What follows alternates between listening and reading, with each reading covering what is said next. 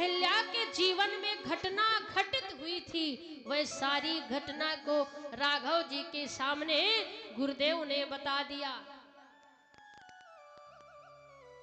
गुरुदेव ने बता दिया, क्योंकि देवी अहिल्या मालूम है क्या कहती थी राम जी से, हे प्रभु,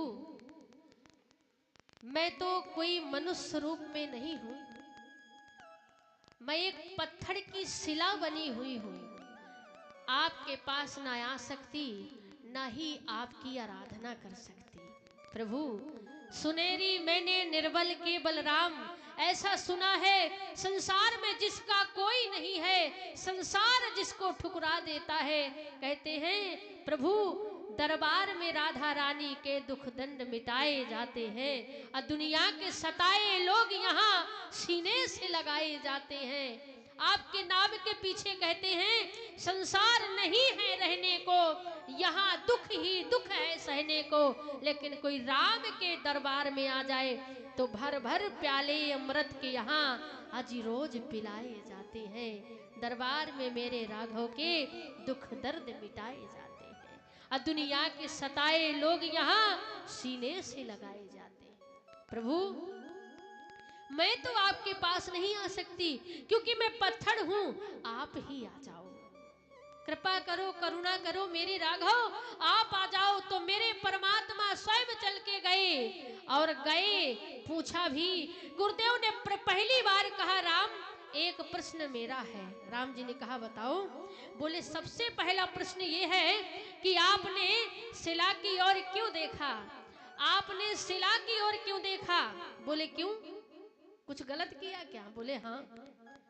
पहली बात राम जी शिला की तो छोड़ो, बोले शास्त्रम की ओर कोई नहीं देखता।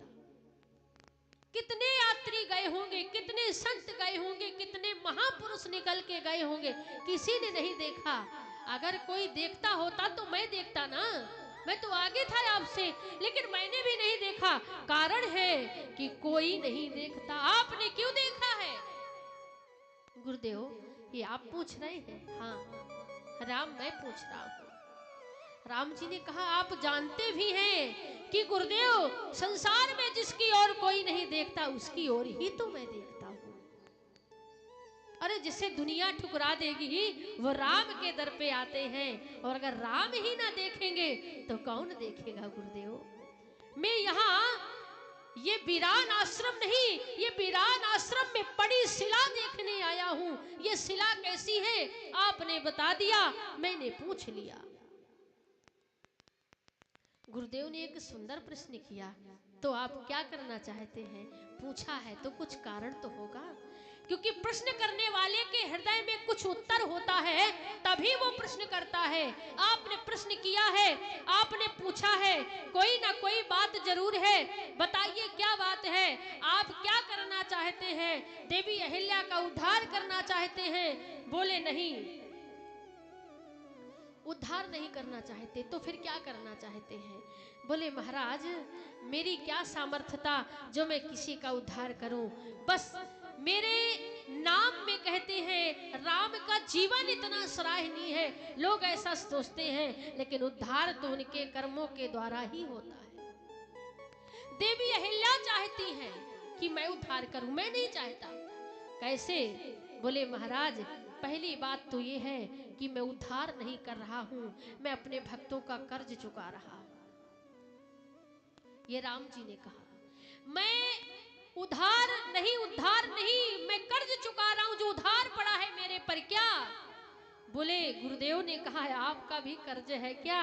बोले हाँ जी हमारा भी है। आप भी किसी से लेते हैं। राम जी ने कहा हम भी लेते हैं। बोले देते भी हैं। राम जी ने कहा देते भी हैं। बोले मतलब। बोले मतलब तो सीधी बात है, जब हमारा कृष्ण अवतार हुआ। बोले हाँ। बोले हमने कृष्ण अवतार में गोपियों का चीर चुराया था, सबको पता है, गोपियों का चीर चुराया था। लेकिन कहते हैं कृष्ण माखन चोर है, चीर चोर है, लेकिन ये किसी को पता नहीं कि हमने गोपियों का तो चीर चुरा लिया, लेकिन आपत्ति आने पर बेचारी द्रौपदी का चीर बढ़ा दिया था। तो बोले एक से लिया था दूसरे को तो दे दिया था।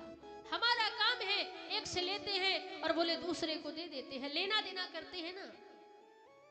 लेना देना महाराज किनसे करते हैं? बोले सीधी बात है, लेना देना भक्तों से करते हैं और किसी से नहीं करते, हम अपने भक्तों से करते हैं। ये राम जी का स्वभाव है, ये राम जी मेरे ईश्वर का स्वभाव है।